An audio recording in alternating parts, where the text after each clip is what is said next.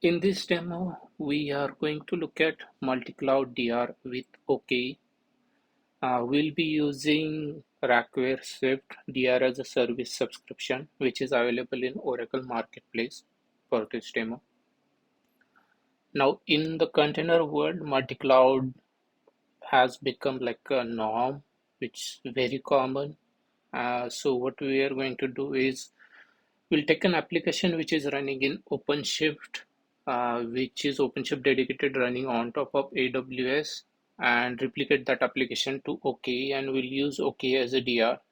Source environment consists of OpenShift Dedicated, which is essentially OpenShift Container Platform, which is commercial edition of OpenShift running as part of AWS.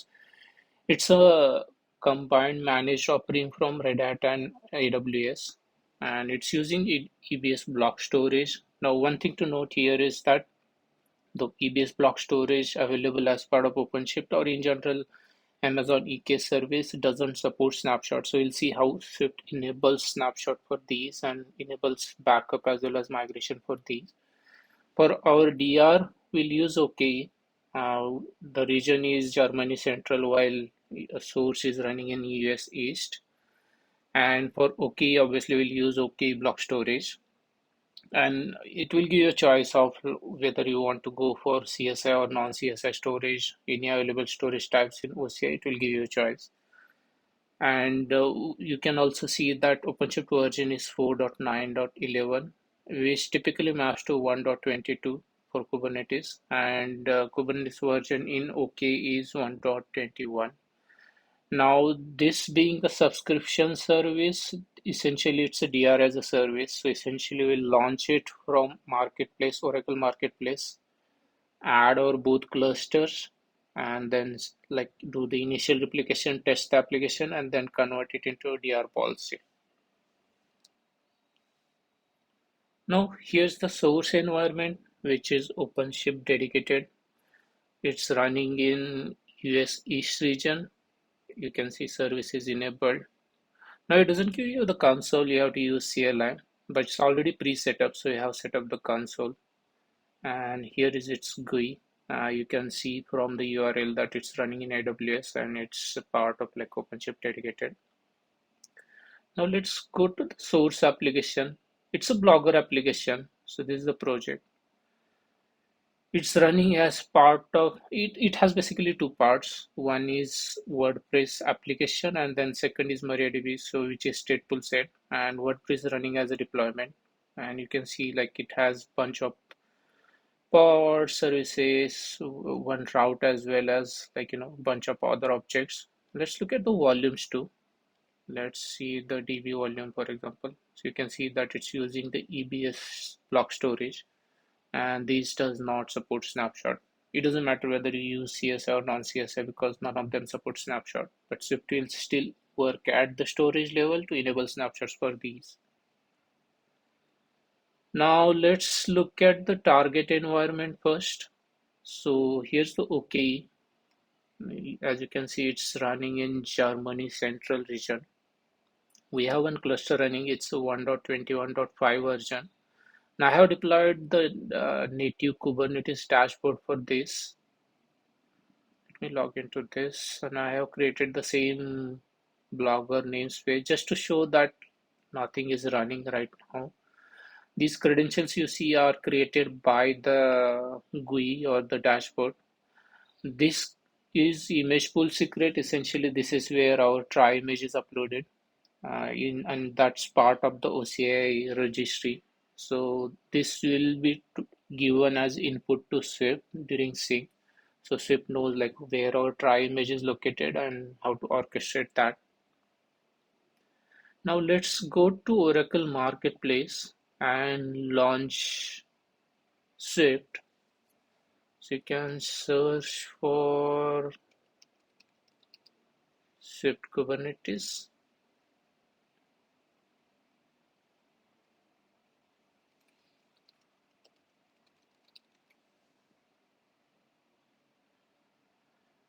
You can see there are like three offerings: DR subscription, migration subscription, and bring your own license. So we'll go with DR subscription for this demo. Now, as you can see, there's a flat charge based on OCPUs per hour.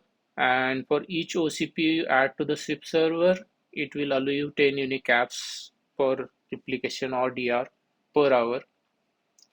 You can increase or decrease this quota by adding or reducing OCPUs from the SIP server. SIP server will run as a CentOS appliance within your OCI account, so it will run as part of German Central Region, which is our DR cluster is. And we recommend doing that because in case you lose your source, you don't want to lose SWIFT because that contains all your backups. So let's start running the SWIFT. So it will take me to the Oracle Cloud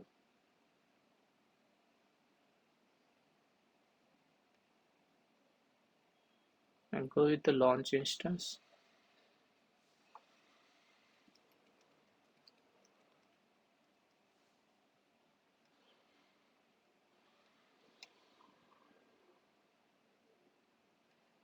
I choose the shape and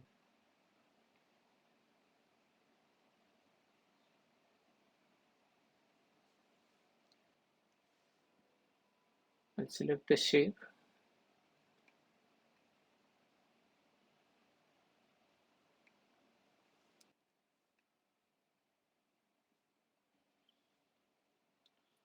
I'll select the public key and rest of the defaults are okay.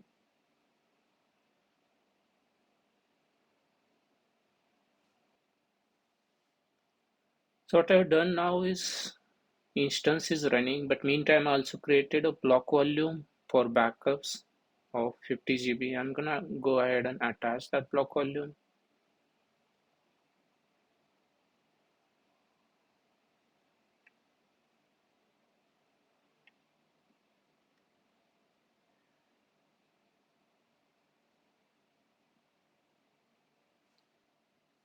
Now Swift is ready. We created a Swift DR as a service instance from marketplace. We attached the volume. Now there are two steps you have to do as part of initial setup in order to log into the SIP. If you go to this marketplace listings, if you click here, it gives you those steps. Essentially, two steps include like you have to log into the SSH or SSH to the SIP instance and run this command to set the initial admin password. After you log in with this admin user, you can create more users. Essentially, SIP supports multi-tenancy.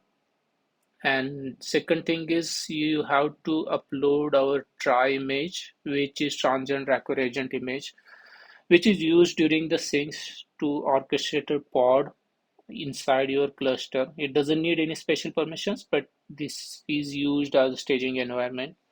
So that image is installed on the Swift server, and these steps like give you essentially like step-by-step procedure on how to upload that to the registry.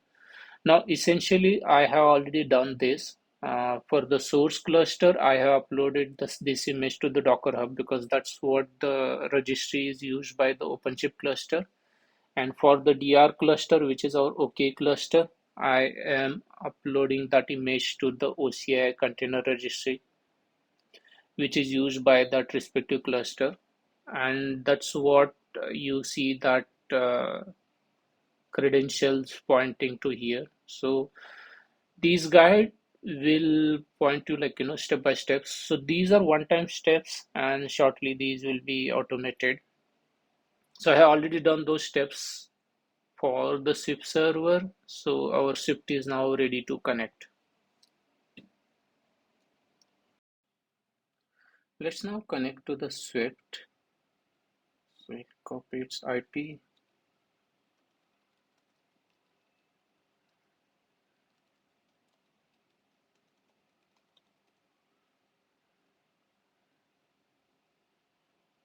So this is the password I have set with these initial steps mentioned here with this command.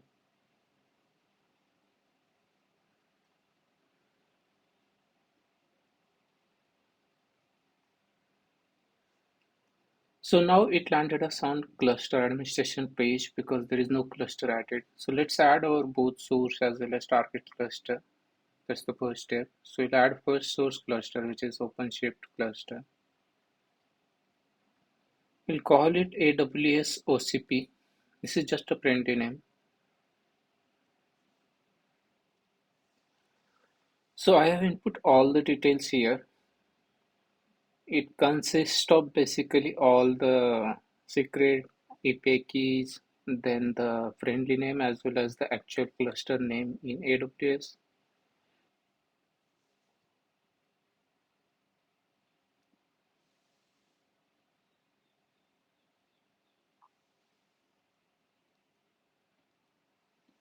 Okay, so our first cluster is added.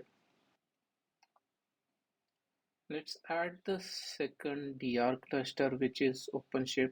So we'll call it OKE DR. So we have set all the details. Let's add it.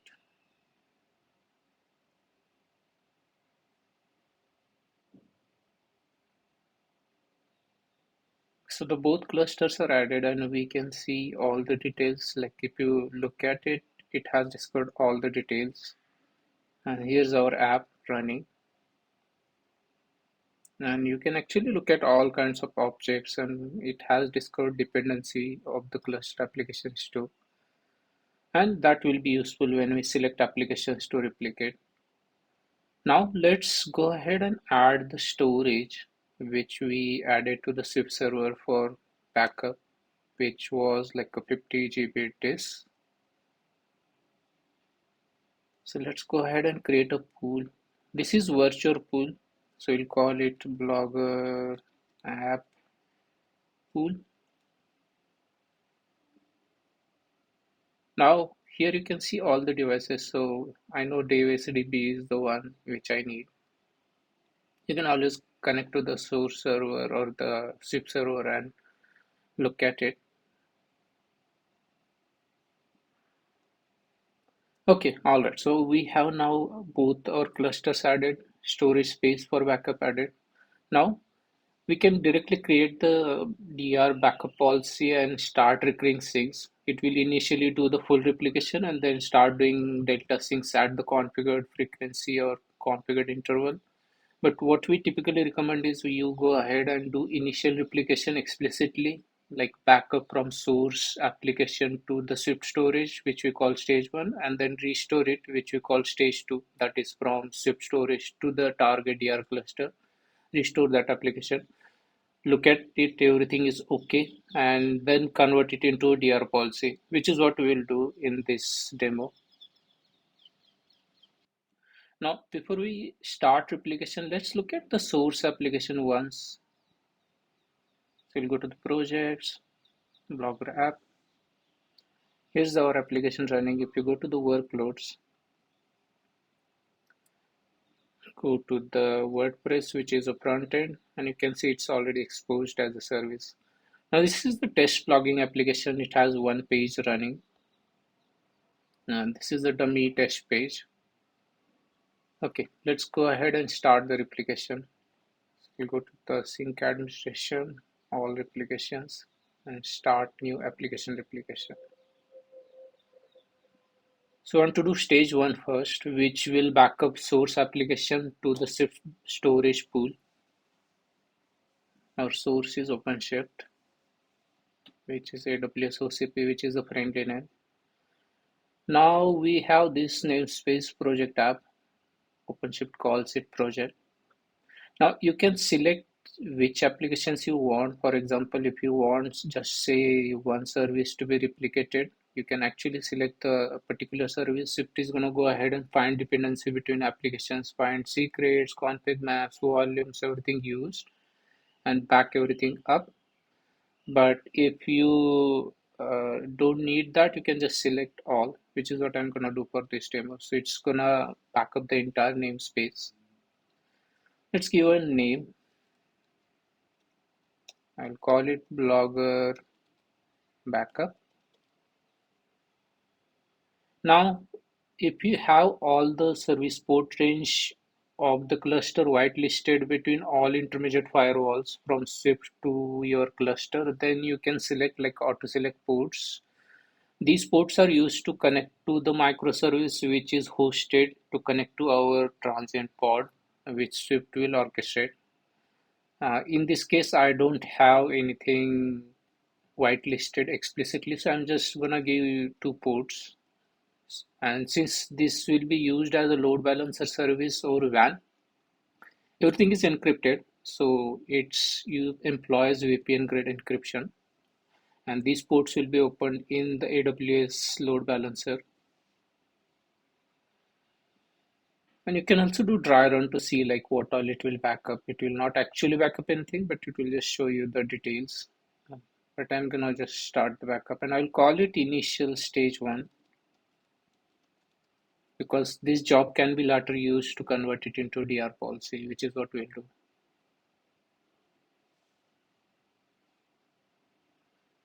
So it's gonna go ahead, rediscover the cluster and then find application dependencies in that namespace and back up everything. Okay, sync finished, and we can actually see all the nice summary of what all volumes were captured and how much data was transferred. Also, like per volume summary, and you also get nice checkpoints like what all it did for every stage of the operation. And while this application was backed up, the source application continued to run, and there was no impact whatsoever. So it's still running. Now let's look at the storage pool. At this stage our application is backed up. So let's look at the storage pool and how much data is captured. So if you expand it, you will start seeing some uses. Of course, uses is less because the application is small. You can also see which backups are configured. If you go to the backup, you will also see like how many volumes are captured, what all the properties, how much compression is doing. And Swift does do compression for the captured data. So more you capture, the more you will get compression ratio. Typically, it is between 30 to 40%.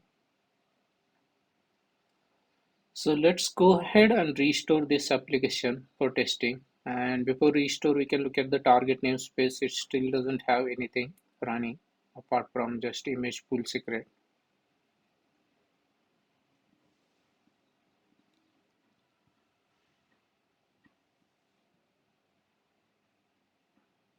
Okay, so let's go ahead and start the stage to sync, which will be restoring that backup from Swift storage to the target cluster, which is our OKE cluster.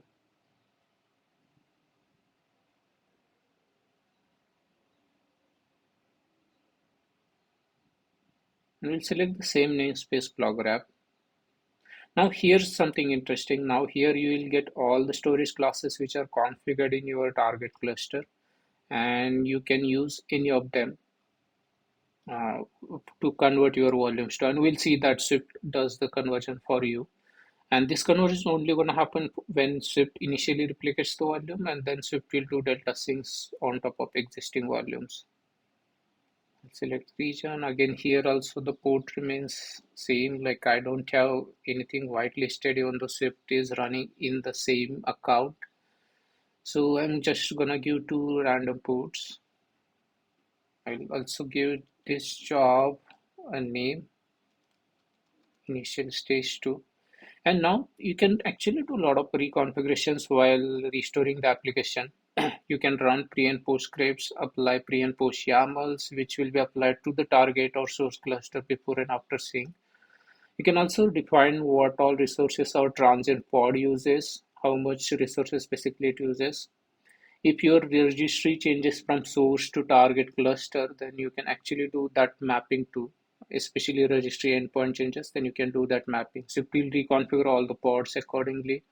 You can also change the service types. For example, you can change from load balancer to say node pod service. You can also include explore volumes. Now, just to demonstrate these reconfigurations, what I will do is I will change the node port of one of the service. So WordPress is our front end service. I'm just gonna change these ports to some random ports. I'll ask Swift to randomize these. And this shouldn't matter because this is still a load balancer service. So what Swift is going to do is change the node ports. You can also give specific target ports, and I will start this job.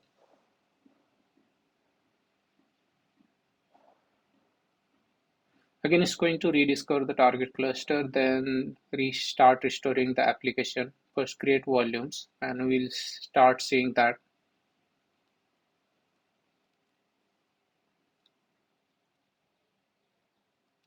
Okay, sync finished.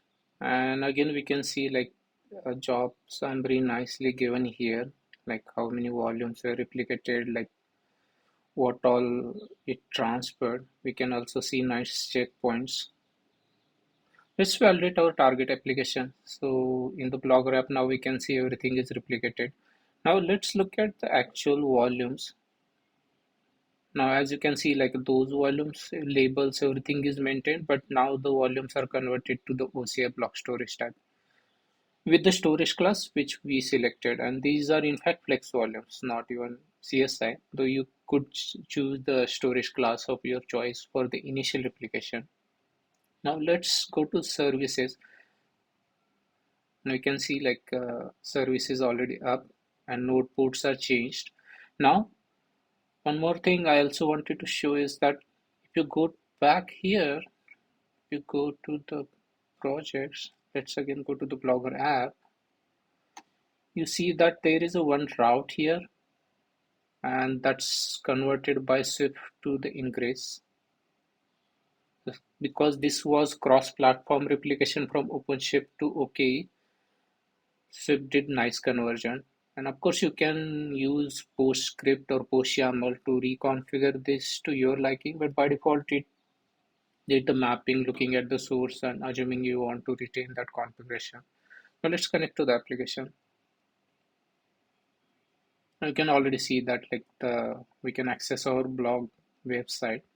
Now let's convert this two jobs into a DR policy so that it does recurring sync.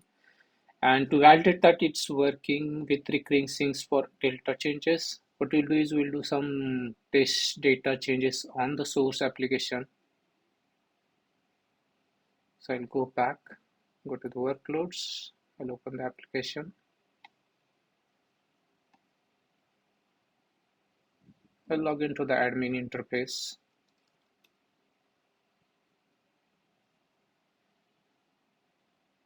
Go to the post. So I'll add a new post.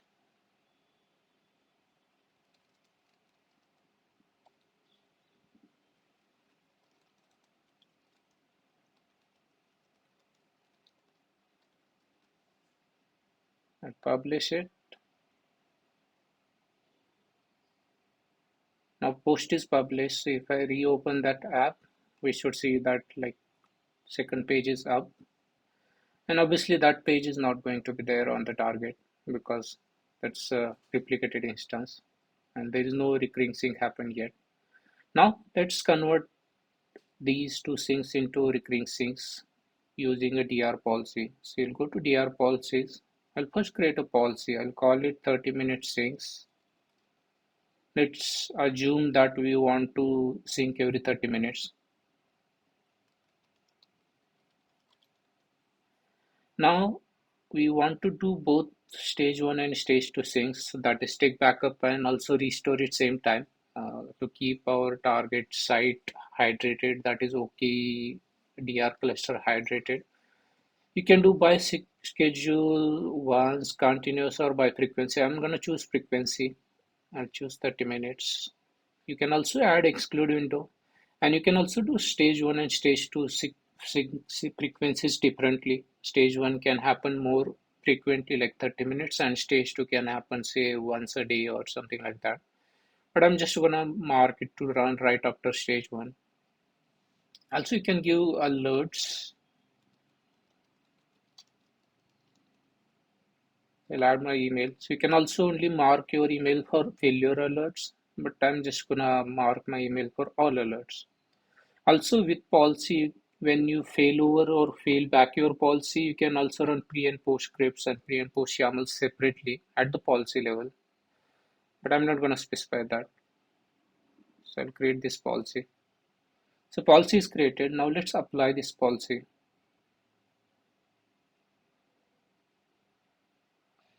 Now you can actually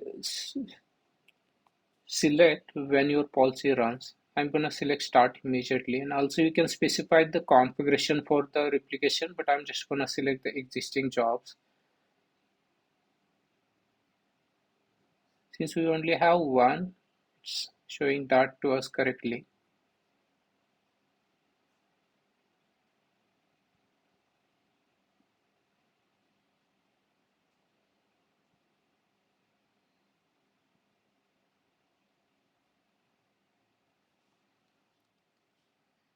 Okay, I'm apply the policy, and you'll see that sync immediately started running because that's what we asked it to do.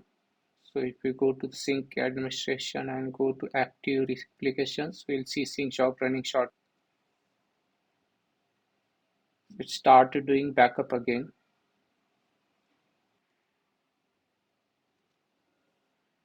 So stage one sync finished, that is it backed up from source cluster to the Swift storage. Now it will start stage two because we asked it to immediately do the restore as soon as stage one finishes, and there it started it.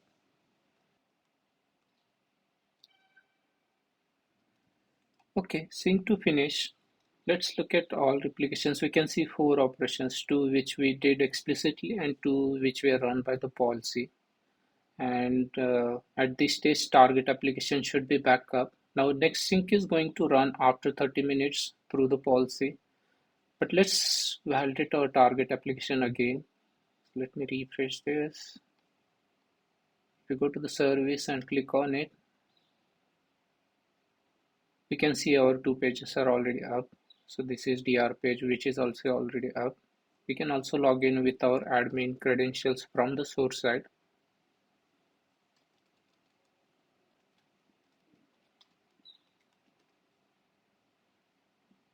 And we can actually see that everything is okay.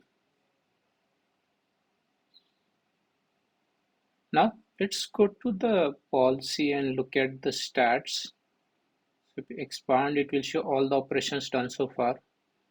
It shows that you have like a one application or one operation which is running through this policy, and that's stage one plus stage two.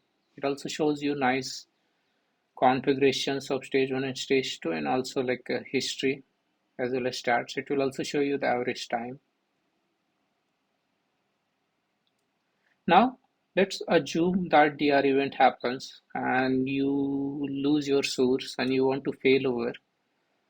And that's a simple operation here. So you select the policy and click failover. Now failover could also be for testing. So that way it will restore the application on the target. Now there is only one operation applied. So you can do selective or you can do all. It doesn't matter. So I'll choose this cluster pair which we are syncing.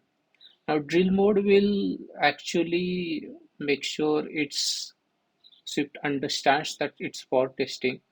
And in drill mode, Swift will try to sync one more time. If there is any stage one which has happened, which is not yet restored, it will by default sync it. And in case like of non-drill mode, it will always sync that. For stage two will allow you to force Swift to do stage two sync or restore, even if say there is no outstanding stage one which is not yet replicated to the target. In this case, there is no stage one which happened which is not yet replicated to the target. So if I fail over, it's going to simply immediately change to failed over because there were no changes as such, and it knows the target application is already up. But you can force it to do restore one more time. And at this stage, you can do testing and you can also do failback. One important feature with Swift is that you can also do failback. And what that means is that Swift will help you restore the source application if it's not running.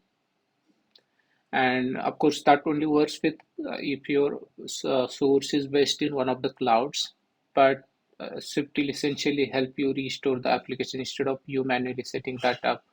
So while your DR was in production, there may be changes there. So it will also help you replicate those back to the source. and it's same operation as like fail over. So you'll select like which one you want to fail back, and that's it. So, and you can force that, okay, you don't want to do reversing, because if this was a drill failover, by default it will not do sync. If it was a real failover, which it was, it will try to do reversing. But if you don't want it to do reversing for any reason, you can skip that. So I'll say fail back. So it's gonna fail colon back. Now, one question we often get is, why isn't this failover and failback automated, and is it possible to automate it?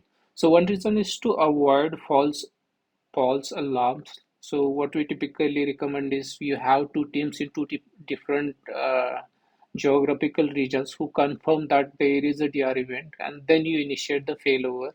Now, as for automation, we do support REST APIs, so failover, failback, and any of the Swift operations you do from GUI as well as CLI can be automated through REST APIs. So you can essentially hook those in, say, your monitoring system in case you want full automation with like for failover and failback too. But typically we recommend that to remain like manual operation where somebody, at least two teams in two different geographical regions, validate that it's a real failover or real DR event. And now we can see that application is still up, so there's no change. So everything is up.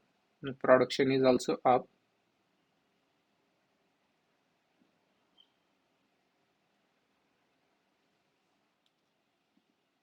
So that concludes this demo. Just to summarize, we looked at Swift in the marketplace. We initiated Swift DR subscription, which is essentially DR as a service for OKE. Then we replicated an application from AWS based OpenShift to Oracle OKE by using Oracle OKE as a DR. After replication, we also set up a cross-cloud DR, which is typically you will come across in the container world. Then we also did a failover as well as fallback, and we looked at how easy it is. Apart from OKE DR as a service subscription, there is a migration subscription as well as BYOL offers available for Swift. And if you go for BYOL offer, it allows you replication of two microservices with up to 400 GB of volumes for free. So technically Swift is free to try out. So go ahead and try out in your spare time. Thank you.